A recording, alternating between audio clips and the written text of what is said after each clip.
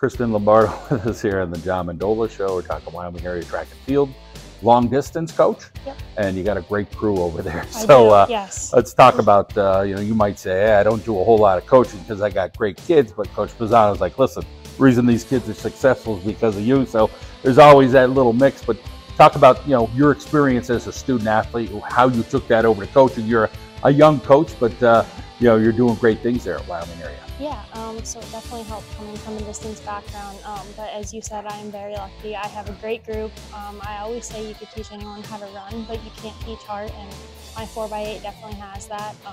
They show up every day, they're willing to work hard, and I think one of the best things about them is that they want to do it for each other, and that's so important with the relay.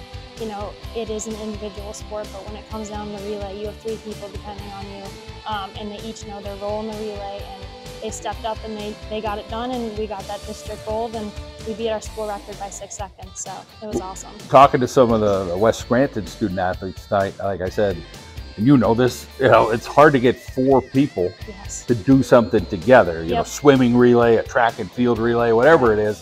And obviously, these girls feeding off each other and buying in. Yep, yeah, exactly. And that's the thing, you do depend on each other, and I think that they recognize that and they realize how important it was, and that they each had a specific role to play, and that it all has to come together on the same day, and they did that. So that's about all I can ask for as a coach. Obviously, the community at Wyoming area is so lucky. The coaches there, they're all in. Most of them are Wyoming area graduates. You're across the river, but I know. When they get a few quote-unquote transplants, those people kind of quickly buy in and say, wow, this is really a special place over at Wyoming area. And I'm sure Pittston area was a special place for you as well. But it was. Talk a little bit about being around Coach Pisano and then having some specialty coaches there. Yeah, I mean, they really welcome me with open arms. It is interesting coming from Pittston because I'm still competing against some of the people who coached me when I was there, and I'm very, very grateful for the experience that they gave me, and I was able to bring it over across the river.